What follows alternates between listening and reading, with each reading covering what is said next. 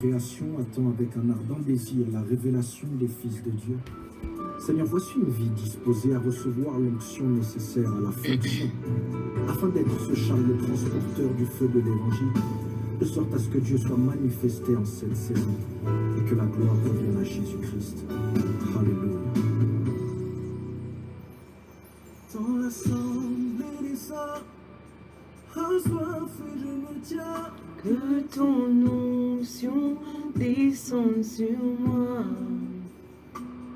Conscient que mon destin est dans le creux de ta main. Que ton onction descende sur moi. Je suis disposé, assoiffé. Que ton onction descende sur moi. Je suis disposé, assoiffé. Que ton onction descende sur moi. Je suis disposé, assoiffé. Que ton onction descende sur moi.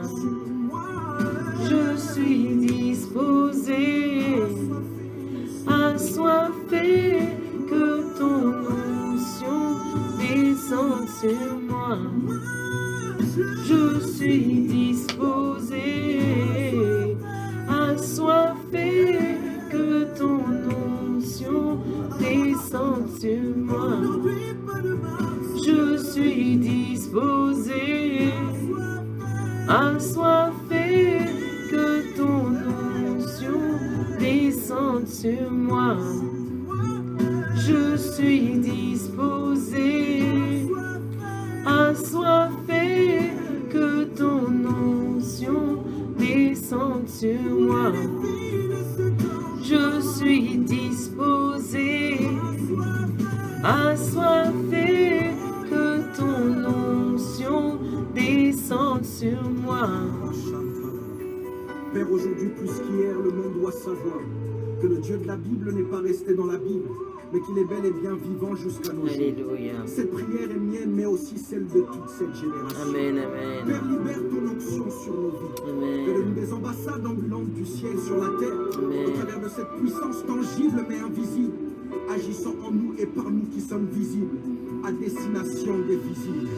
Là où l'onction passe, le ciel prend place, et la puissance de l'ennemi trépasse.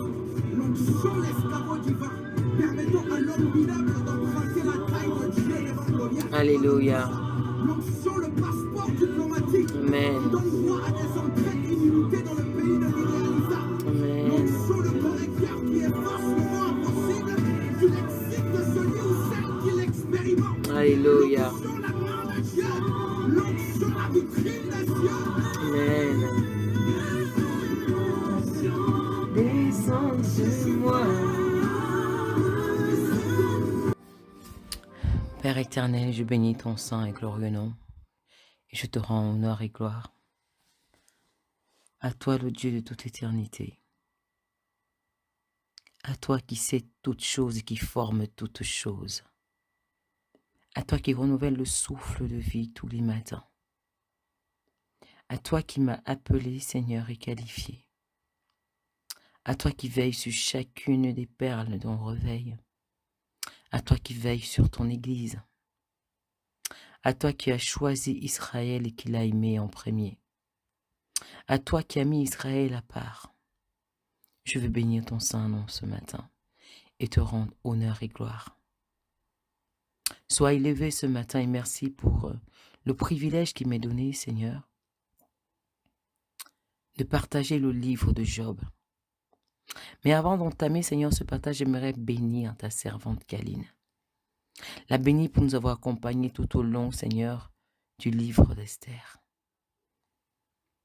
La bénir, Seigneur, pour tous les oracles qui sont sortis de sa bouche et qui nous ont portés, encouragés, fortifiés.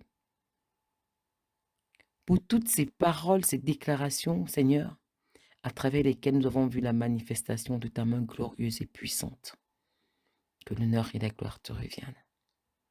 Souviens-toi d'elle, Seigneur. Souviens-toi de sa maison. Que ses pas, Seigneur, ne marchent pas mais courent vers sa destinée, vers l'accomplissement parfait de sa destinée au nom de Jésus-Christ. Père éternel, je m'abandonne entre tes mains. Vraiment.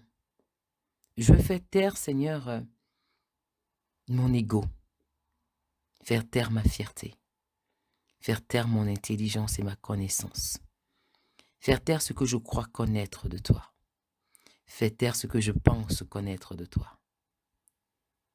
Que tout en moi fasse silence, que rien en moi ne vienne faire écho, Seigneur, afin que seule ta voix, précieux Saint-Esprit, se fasse entendre, comme un doux murmure dans le creux de mes oreilles au nom de Jésus. Dépose, Seigneur, à travers le partage du livre de Job, pour chaque journée une portion, Père, avec la révélation de ce que de ce que tu auras prévu, jour après jour, au nom de Jésus. Prends le contrôle de ce premier jour, qui sera pour moi, j'appellerai ce jour le jour d'introduction du livre de Job, chère Perle. Et pour cette introduction,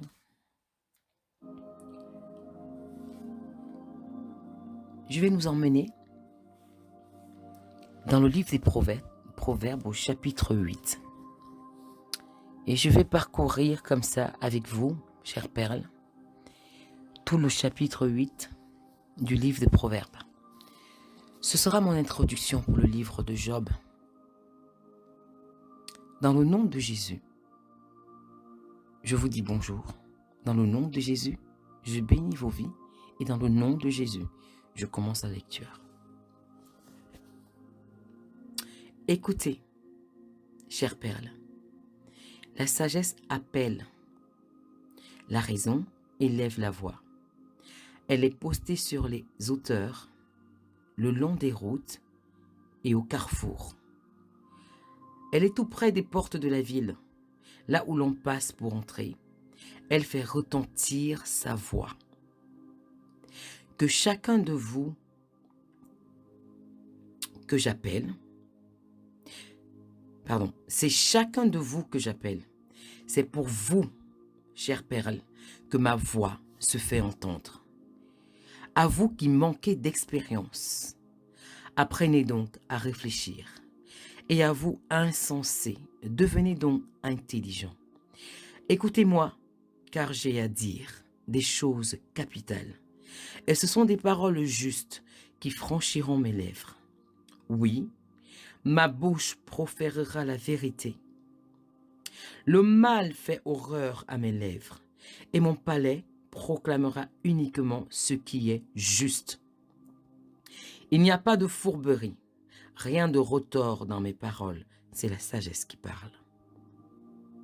Elles sont toutes justes pour qui comprend les choses. Elles sont droites pour qui trouve la connaissance. Recherchez mon éducation, c'est toujours la sagesse qui parle. Plutôt que de l'argent, et choisissez la connaissance plutôt que l'or le plus pur. Car la sagesse est préférable aux perles précieuses. Et les biens les plus désirables ne sauraient l'égaler. Moi, je suis la sagesse. J'habite à côté de la réflexion. J'ai découvert l'art de penser. Lorsqu'on craint l'Éternel, on déteste le mal. Écoutez ce que dit la sagesse. Moi, la sagesse, j'habite à côté de la réflexion. J'ai découvert l'art de penser. Lorsqu'on craint l'Éternel, on déteste le mal. Si tu crains l'Éternel, chère Perle, fuis le mal. Je déteste l'orgueil, c'est toujours la sagesse qui parle. La suffisance, la conduite mauvaise et la bouche menteuse. C'est à moi qu'appartiennent le conseil et la réflexion. Je suis l'intelligence et je possède la force. C'est par moi que règnent les rois et que les dirigeants décrètent des lois justes. Par moi gouvernent tous les chefs, tous les hommes d'État et tous les magistrats sur terre. Moi, j'aime ceux qui m'aiment, et ceux qui me recherchent ne manquent pas de me trouver. Je suis accompagné de la richesse, et de l'honneur, de biens durables, de la justice. Mon fruit est plus précieux que l'or, oui, même que l'or le plus fin. Et les profits que je rapporte valent mieux que l'argent de choix. Je marche sur la voie de la justice et je suis les sentiers de l'équité pour combler de bien ceux qui m'aiment et remplir leurs trésors. C'est toujours la sagesse qui parle. L'Éternel m'a donné naissance tout au bout de son activité. Et avant d'entreprendre les plus anciennes de ses œuvres, oui, j'ai été formé dès les temps éternels. C'est encore la sagesse qui parle. Bien avant que la terre fût créée, j'ai été enfanté. Avant que l'océan existe, et avant que les sources aient fait jaillir leurs eaux surabondantes, avant que les montagnes aient été établies, avant que les collines soient apparues, j'ai été enfanté. Dieu n'avait pas encore formé la terre et les campagnes, ni les premières grandes poussières de l'univers. Moi, j'étais déjà là, quand il fixa le ciel, et qu'il traça un cercle autour de la surface du grand abîme. Et quand il condensa les nuages d'en haut, quand il fit jaillir avec force les sources de l'abîme, et quand il assigna à la mer des limites, pour que ses eaux ne les franchissent pas, quand il détermina les fondements du monde, je me tenais bien fermement à ses côtés. C'est toujours la sagesse qui parle. Me livrant sans cesse aux délices et jouant en tout temps en sa présence. Je jouais sur la terre dans le monde habité et trouvais mes délices dans les êtres humains. Maintenant dans mes fils, c'est encore la sagesse qui parle. Écoutez-moi. Heureux tous ceux qui suivent les voies que je prescris. Écoutez mes leçons et vous deviendrez sages. Ne les négligez pas. Car heureux l'homme qui m'écoute, qui vient veiller à mes portes jour après jour. Heureuse la perle qui m'écoute et qui vient veiller à mes portes, qui m'invoque jour après jour et qui monte la garde devant l'entrée de ma maison. Car celui qui me trouve a découvert la vie. Il obtient la faveur de l'Éternel, mais il se fait tort à lui-même, celui qui me désobéit. Tous ceux qui me haïssent aiment la mort. Amen, amen. La sagesse. Il est la sagesse. Jésus est la sagesse. Chère Perle, ce texte de Proverbe 8, plutôt qu'un texte, je dirais, ces conseils de la sagesse aux perles que nous sommes, sera mon introduction pour le livre de Job. Écoute-moi bien, chère perle. Alors écoute, peuple de Dieu. Écoute, digne fille et digne fils de l'Éternel. Écoute, perle précieuse. Qu'est-ce donc que la sagesse? Est-ce que la sagesse, c'est cet élément que nous demandons tous les jours à Dieu? Donne-moi ta sagesse, rends-moi sage. Donne-moi ta sagesse, rends-moi sage. Ou existe-t-il deux formes de sagesse? Et que contient exactement la sagesse?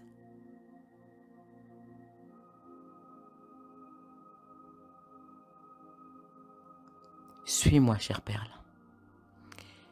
Que ton cœur soit disposé à écouter la parole de l'Éternel ce matin. Et je parlerai de sa part. Écoute ceci. La sagesse est la science de la réflexion. Elle rend intelligent. Elle a horreur du mal. La sagesse pratique la justice. Ses paroles sont justes pour qui comprend les choses. Et je rajouterai pour qui comprend les choses de Dieu. Les paroles de la sagesse sont droites pour qui trouve la connaissance. La sagesse éduque. La sagesse est préférable aux perles précieuses. La sagesse nous invite à choisir la connaissance plutôt que l'or et les biens les plus désirables. La sagesse produit la réflexion. La sagesse, c'est l'art de penser. La sagesse déteste l'orgueil. La sagesse déteste la suffisance. Elle déteste la conduite mauvaise. La sagesse déteste la bouche menteuse. La sagesse est le conseil et la réflexion. La sagesse est l'intelligence et la force. C'est la sagesse qui a établi des rois. Et c'est encore elle qui incline leur cœur. C'est par la sagesse que toute chose se fait sur la terre. La sagesse aime ceux qui l'aiment. Et ceux qui la cherchent la trouvent. Je vais faire une pause, chère Perle. Je vais faire une pause ici pour déclarer dans le nom de Jésus qu'une perle dans sa vie, n'est-ce pas, est débarrassée de l'orgueil et de la suffisance. Ces choses que la paresse déteste. Cette chose que la sagesse déteste. Je déclare au nom de Jésus qu'une perle est débarrassée de l'orgueil et de la suffisance. Qu'une perle est débarrassée de la conduite mauvaise. Qu'un enfant de Dieu abandonne la bouche menteuse au nom de Jésus. Je vais déclarer dans le nom de Jésus que désormais la science de la réflexion est ton partage. Que l'intelligence est ton partage au nom de Jésus. Que la connaissance est ton partage au nom de Jésus. Et que la sagesse elle-même devient, n'est-ce pas, celle-là qui t'éduque dans le nom puissant de Jésus-Christ Nazareth. Je déclare qu'à partir d'aujourd'hui, quelqu'un qui le désire préfère la sagesse aux perles précieuses. Je déclare au nom de Jésus que quelqu'un qui le désire choisit la connaissance plutôt que l'or et les biens désirables de la terre, au nom de Jésus. Je déclare au nom de Jésus sur la vie d'un enfant de Dieu, d'un fils de Dieu, d'une fille de Dieu, que parce que tu as la sagesse, qu'en toi fleurissent la réflexion et l'art de penser. Parce que la réflexion produit de la créativité. Et quand on développe l'art de penser, on pose des actions sensées. On ne peut plus poser des actions irréfléchies, mais nos actions sont pesées et pensées. Que soit ton partage au nom de Jésus. Je déclare dans la vie d'un enfant de Dieu aujourd'hui, parce que sagesse est là, l'intelligence et la force deviennent ton partage au nom de Jésus-Christ de Nazareth. Je déclare dans le nom de Jésus, parce que c'est la sagesse qui établit les rois, et que c'est encore par la sagesse que les décisions sont prises par des rois, que des décisions qui seront prises désormais par les rois qui gouvernent ce monde soient favorables au peuple de Dieu dans le nom puissant de Jésus, tant que ça marchera selon les plans que Dieu a conçus pour son Église jusqu'à ce qu'il revienne la chercher, au nom de Jésus. Et je déclare dans la vie d'un enfant de Dieu ce matin, que parce que la sagesse aime ceux qui l'aiment, que nos cœurs s'attachent à la sagesse, au nom de Jésus. Et parce que la sagesse dit qu'il se laisse trouver par ceux qui le cherchent, qu'un cœur ce matin désire ardemment trouver la sagesse au nom de Jésus. La sagesse est accompagnée de la richesse, de l'honneur, des biens durables, de la justice. Perles précieuses. Parce que la sagesse est accompagnée de la richesse, de l'honneur, des biens durables, de la justice. Je t'invite ce matin à rechercher la sagesse plus que tout. À appeler la sagesse que tu as déjà en toi à se manifester au nom de Jésus. Le fruit de la sagesse est plus précieux que l'or et ses profits valent mieux qu'un argent de choix. La sagesse aime la justice. La sagesse est le sentier de l'équité. La sagesse comble de bien ceux qui l'aiment et elle leur remplit de trésors. La sagesse était là bien avant toute chose. Faisons la joie du Père, dansant sur la terre, à partir du moment où elle fut créée. La sagesse commença à y jouer. La sagesse nous aimait déjà. La sagesse trouve ses délices en nous, chère perle. J'espère que tu auras compris que la sagesse, c'est Jésus-Christ. J'espère que tu auras compris ce matin qu'à partir du moment où tu as accepté Jésus dans ta vie, dans ton cœur, dans ton âme, dans ton esprit, dans ta chair, tu as reçu la sagesse de Dieu. J'aimerais ce matin que tu comprennes que dans la sagesse de Dieu, il y a tout. Si Jésus est la sagesse de Dieu, comme le dit la parole de Dieu dans Proverbe 8, alors entends ce matin la voix de l'Esprit de Dieu qui te parle et comprends les profondeurs de la parole, chère perle. Dans la sagesse, il y a la force, il y a le courage, il y a la volonté, il y a l'intelligence, il y a la connaissance, il y a la science de la réflexion, la capacité de penser et d'analyser. Il y a la connaissance. Dans la sagesse, il y a les richesses en abondance. Dans la sagesse, il y a tout ce dont un enfant de Dieu a besoin pour vivre sur la terre des hommes et pour combler les délices de son Père dans les cieux des cieux. Car la sagesse le dit clairement, j'aime ceux qui m'aiment. Or, il est écrit, fais de l'Éternel tes délices, il te donnera ce que ton cœur désire. Si tu aimes la sagesse, si tu la recherches de tout ton cœur, si tu la poursuis plus que l'or et l'argent, si tu la désires plus que l'or le plus fin, alors elle ne fera plus qu'un avec toi.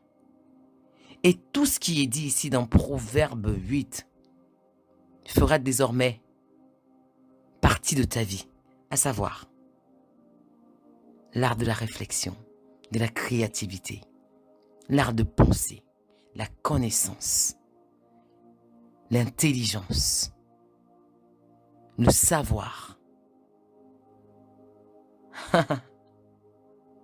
la faveur des rois,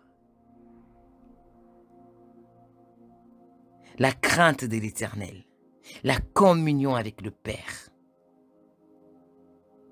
la complicité avec le Saint-Esprit. Tout ça se trouve dans la sagesse. Je vais clôturer en lisant, n'est-ce pas, les derniers chapitres de sagesse. À partir du verset 32. Maintenant, donc, chère perle, cher enfant de Dieu, écoutez-moi.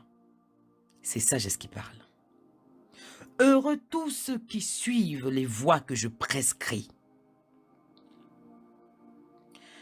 Heureux ceux qui écoutent mes leçons, car ceux qui écoutent mes leçons deviennent sages. Ne les négligez pas. Heureux soit le peuple qui m'écoute. Heureux soit le peuple qui veille à ses pas pour ne pas transgresser mes voies, jour après jour.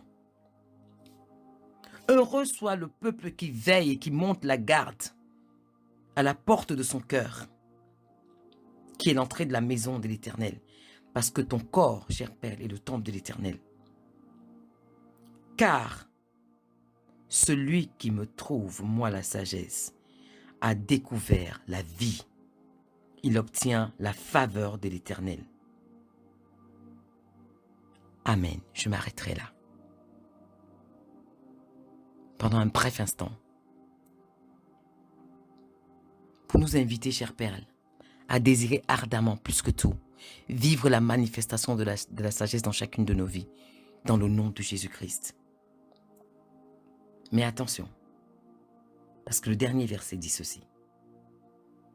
Mais il se fait tort à lui-même, celui qui me désobéit. Car le salaire du péché, je dirais ici, c'est la mort. Parce que tous ceux qui me haïssent aiment la mort. Mais je bénis l'Éternel et je rends gloire à Dieu. De ce que je crois que toi, chère perle, tu choisis la bonne part ce matin. Parce que moi, je choisis la bonne part. Je choisis de vivre la manifestation de sagesse en moi. Dans le nom de Jésus. Et je prie que ce soit ton partage. Que tu vives la manifestation de sagesse dans ta vie. Dans le nom puissant de Jésus-Christ de Nazareth. Afin que tout ce qui régit sagesse puisse impacter ta vie, influencer ta vie, ainsi que celle de ta famille et de ton entourage. Car c'est seulement lorsque ce qui régit sagesse en toi sera activé que tu vivras l'accomplissement de ta destinée. Tu pourras briller en intelligence et en connaissance. Ton esprit de créativité sera ouvert. Tu obtiendras non seulement la faveur de Dieu, mais aussi celle des rois. Sur ce, chère perle, je te souhaite une bonne journée. Que l'Éternel te garde, qu'il veille sur ta maison, qu'il garde tes enfants, qu'il garde les parvis de ta demeure, intérieure et extérieure, et que sa grâce et sa faveur soient sur toi et ceux de génération en génération, au nom de Jésus. Père éternel, je bénis ton sang et glorieux nom. J'élève, Seigneur, ta sainteté ce matin. Je veux te remercier pour sagesse. Je veux te remercier pour sagesse. Sagesse qui a aimé le monde avant même que le monde ne soit, qui a dansé sur les fondations de la terre, qui jouait déjà en regardant l'humanité, qui a aimé l'homme avant même que l'homme ne connaisse, avant même que l'homme ait conscience de son existence. Sagesse qui tire ses délices de l'homme et qui prend plaisir en l'homme que je suis, que nous sommes, nous ton peuple. Je veux te bénir, Seigneur, pour cet amour inconditionnel, pour cette fidélité indéfectible. Merci, Seigneur, de nous garder fermes dans les parvis de ton saint lieu. Merci, Seigneur, de guider nos pas dans les sentiers de la justice et de la vérité, dans le nom de Jésus-Christ. Père, je prie pour ceux qui n'ont pas encore sagesse dans leur vie, ou pour ceux qui ne comprennent pas encore que sagesse c'est toi, ou pour ceux qui ne savent pas comment activer sagesse en eux, ou pour ceux simplement qui ne savent pas laisser, n'est-ce pas, sagesse prendre le contrôle. Saint-Esprit, je prie enfin que tu sois pour eux une révélation ce matin. Que tu ailles dans les profondeurs dans lesquelles je n'ai pas été au nom de Jésus. Afin que ton peuple comprenne, Seigneur, qui tu es. Et surtout, l'héritage qui est rattaché, n'est-ce pas, à la connaissance qu'on peut avoir de toi lorsqu'on sait qui nous sommes en toi. Au nom de Jésus, j'ai prié. Je vous souhaite une bonne journée, les perles, dans le nom de Jésus. Amen. Très chère perle, bonjour. Ce matin, nous allons entamer le premier chapitre du livre de Job. Ce fameux livre de Job, le premier chapitre. Donc, soyez tous et toutes les bienvenus à bord de ce navire. Attention parce que nous allons larguer les amarres. Donc, si vous êtes dans le bateau, vous ne pourrez plus descendre. Donc, assurez-vous bien que vous avez bien tout pris pour ce long voyage que nous allons effectuer avec comme pilote de bord le Saint-Esprit tout au long. De bout en bout, c'est lui seul qui va nous guider. C'est lui seul qui va nous guider et nous conduire. Amen. Je lis la parole au nom de Jésus. Il y avait dans le pays un homme qui s'appelait Job. Et cet homme était intègre et droit. Il craignait Dieu et il se détournait du mal. Il lui naquit 7 fils et 3 filles. Il possédait 7000 brebis, 3000 chameaux, 500 paires de bœufs, 500 ânesses et un très grand nombre de serviteurs. Et cet homme était le plus considérable de tous les fils de l'Orient. Le plus considérable, j'aurais dit considérable. Ses fils allaient les uns chez les autres et donnaient tour à tour un festin. Et ils invitaient leurs 3 sœurs à manger et à boire avec eux. Verset 5. Et quand les jours de festin étaient passés, Job appelait et sanctifiait ses fils. Puis il se levait de bon matin et offrait pour chacun d'eux un holocauste, car Job disait, peut-être mes fils ont-ils péché et ont-ils offensé Dieu dans leur cœur. C'est ainsi que Job avait coutume d'agir. Or, les fils de Dieu vinrent un jour se présenter devant l'Éternel, et Satan vint aussi au milieu d'eux. L'Éternel dit à Satan, « D'où viens-tu » Et Satan répondit à l'Éternel, « De parcourir la terre et de me promener. » L'Éternel dit à Satan, « As-tu remarqué mon serviteur Job? Il n'y a personne comme lui sur la terre. C'est un homme intègre et droit, craignant Dieu et se détournant du mal. » Et Satan répondit à l'Éternel, « Est-ce d'une manière désintéressée que Job craint Dieu? Ne l'as-tu pas protégé, lui, sa maison et tout ce qui est à lui? Tu as béni l'œuvre de ses mains et ses troupeaux couvrent le pays. Mais, étends ta main, touche à tout ce qui lui appartient, et je suis sûr qu'il te maudit en face. » L'Éternel dit à Satan, « Voici ce qui lui appartient, je te le livre, seulement ne porte pas la main sur lui. » Et Satan se retira de devant la face de l'Éternel. Verset 13. Un jour que les fils et filles de Job mangeaient et buvaient du vin dans la maison de leur frère aîné, il arriva auprès de Job un messager qui, les bœufs labouraient et les ânesses pesaient à côté d'eux. Et les ânesses pesaient à côté d'eux. Je vais m'arrêter là un instant, cher père. Je vais rembobiner et je vais l'arrêter d'abord au verset 12. Pendant un bref instant. Du verset 1 au verset 12, il y a quelque chose qui se passe. On nous présente un fils de Dieu. Ça pourrait être moi, ça pourrait être toi. Cet homme, j'ai envie de dire, cette perle exemplaire, droite, craignant Dieu, faisant les délices de son père. Cette perle dont le père peut se vanter. Cette perle dont le père peut parler avec beaucoup de fierté. Ça peut être toi ce matin. Ça peut être moi ce matin. Qui fait passer les intérêts de Dieu avant ses propres intérêts. C'était ça, Job.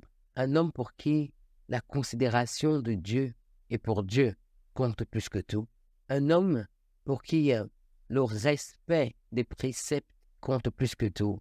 Quand je parle d'homme ici, c'est avec bien évidemment. Quand je parle d'homme ici, ça peut être un peuple, ça peut être une église, ça peut être toi, ça peut être moi, cher Père, de manière individuelle, ça peut être une assemblée. Un homme qui met tout en œuvre pour que sa vie plaise au Seigneur. Un homme pareil ne peut que attirer la faveur de Dieu sur sa vie. Ça veut dire à partir du moment où ma vie et tout ce qui la régit, non seulement est soumis à l'autorité de Christ, mais est conforme à la parole de Dieu. Ça veut dire que ce que je peux faire pour plaire à Dieu, je le fais. L'apôtre Paul pouvait dire comme ça, je ne fais pas le bien que j'aimerais faire et je fais le mal que je ne veux pas faire. Parce qu'en moi, il y a deux forces qui se battent. C'est l'apôtre Paul qui le disait. Je fais un switch, je saute de l'Ancien Testament vers le Nouveau Testament. Le bien que je voudrais faire, je n'arrive pas à le faire. Et le mal que je ne veux pas faire, c'est ce que je fais. Quand Paul dit comme ça, le mal que je ne veux pas faire, c'est ce que je fais. Ça veut dire que je n'aimerais pas vous choquer, pourtant je vais aller jusqu'au bout de ma pensée ce matin. Ça veut dire qu'en fait, en Paul, il y avait deux forces qui se battaient. Waouh! Est-ce qu'il y a quelqu'un qui entend bien ce matin? En Paul, il y avait deux forces qui se battaient. Paul avait toute la bonne volonté de faire du bien. Et pourtant, parfois, il faisait le mal qu'il ne voulait pas faire. Je pense que Paul, parfois, pouvait s'irriter. Paul, parfois, pouvait se mettre en colère, comme tout être humain sur la terre. Et pourtant, Paul, le merveilleux Paul, anciennement Saul de Tarse, transformé par la puissance du Saint-Esprit, était full of the Spirit of the Lord. Il était rempli du Saint-Esprit. Paul était rempli du Saint-Esprit. Et pourtant, il y avait deux forces sans cesse qui se battaient en lui. J'ai envie de dire ici à quelqu'un, alors qu'on entame seulement le premier chapitre de Job, que la vie d'un enfant de Dieu reste un combat perpétuel jusqu'à ce que Christ nous rappelle à lui. Aussi vrai qu'il est réel que Christ a triomphé de la mort, qu'il a vaincu les principautés et les dominations en les livrant publiquement, que nous sommes plus que vainqueurs. Tant que je vis, moi, Francien, sur la terre des hommes, il y aura toujours un combat perpétuel jusqu'à ce que Christ me rappelle à lui. La seule chose qui me rassure et qui doit te rassurer toi, c'est que tu as l'assurance que tu es plus que vainqueur, quel que soit le feu par lequel tu passeras, quelles que soient les forces qui combattent en toi, quelle que soit la lutte entre ton esprit et ta chair, ton esprit et ta chair, ton esprit et ta chair, parce que c'était ça le combat de Paul. Le combat de Paul, c'était ça. L'esprit et la chair combattant perpétuellement. La chair à chaque fois revendiquant ses droits et voulant reprendre le terrain, mais l'esprit de Dieu en Paul à chaque fois triomphait, malgré tout. C'est pour ça, comme je pouvais le dire hier dans le Zoom, un enfant de Dieu qui est attaché au Seigneur et qui craint véritablement l'Éternel fuit le péché. Il est tellement, n'est-ce pas, amoureux de son père, j'ai envie de dire. Il craint tellement son père. Il le respecte tellement. Il l'aime tellement qu'il évite tout ce qu'il sait qui pourrait contrarier ou attrister son père. Et Job ici, ce matin, est présenté comme cet enfant de Dieu, ce serviteur de Dieu, cette servante de Dieu, cette merveilleuse perle précieuse qui craint Dieu. Et Job ne se contente pas seulement de craindre Dieu pour lui. Il craint Dieu même pour ceux qui pensent qu'ils ne craignent pas Dieu dans sa propre maison, à savoir ici ses enfants. Parce que Job était béni de toutes sortes de bénédictions, la parole le dit clairement. Et je pense que si Job était béni de cette manière-là, c'est parce qu'il craignait Dieu, c'est parce qu'il honorait Dieu. Dieu dit dans sa parole, « J'honore ceux qui m'honorent, j'honore ceux qui m'honorent. » Parce que Job honorait Dieu qui craignait Dieu. Dieu a béni Job de toutes sortes de bénédictions que l'on puisse imaginer ou même nommer sur la terre. Et j'ai envie de dire, moi-même personnellement, et même au-delà. Voilà ce que le Seigneur a fait pour Job. Il était béni en bien matériel. C'était un homme certainement qui avait une épouse qui prenait soin de ses enfants ou pas. On n'en parle pas vraiment ici d'entrée de jeu. Il avait des enfants. On nous parle ici de l'unité de ses enfants. Ces enfants-là étaient unis parce qu'ils allaient les uns chez les autres. Ils organisaient des fêtes. Ils se recevaient tantôt chez un frère, tantôt chez une sœur. Ces enfants étaient unis. En fait, ici, ce qu'on veut nous dire, c'est que ces enfants-là étaient unis. Ils partageaient des choses ensemble.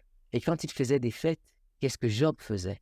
À chaque fois que ses enfants finissaient de faire une fête, Job allait devant le Seigneur faire des offrandes d'expiation pour purifier ses enfants. Parce que disait-il, comme Job le dit ici, peut-être, ça c'est Job qui parle, peut-être ont-ils péché. Pour effacer si jamais les enfants avaient péché dans ces fêtes où je peux imaginer de l'alcool qui coulait, il y avait des hommes, des femmes. Qui sait ce qui pouvait s'y passer à ces fêtes? Et ici, on comprend aussi que les enfants de Job ne craignaient pas Dieu. On comprend aussi que les enfants de Job n'avaient pas une relation avec le Seigneur. Sinon, Job n'aurait pas eu besoin de faire ça. On comprend aussi que les enfants de Job n'étaient pas enseignés. Ça, c'est la première chose que je vais relever ici dans le livre de Job, jusqu'au verset 12 ici. Et ça m'interpelle, moi, en tant que maman, sur mon rôle. Ça doit t'interpeller, toi, Perle, dans ton rôle de maman. Ça doit t'interpeller dans ton rôle d'épouse, de fiancée.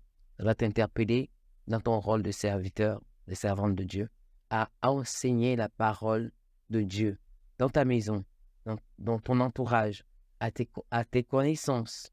Parce qu'après, si le danger arrive et que le danger frappe, sans que tu aies averti et prévenu, alors que tu avais l'occasion, l'opportunité, Dieu te redemandera des comptes à toi et à moi. Et voici ce qui va se passer lorsque Dieu va présenter Job très fièrement comme ça là. C'est mon fils bien-aimé.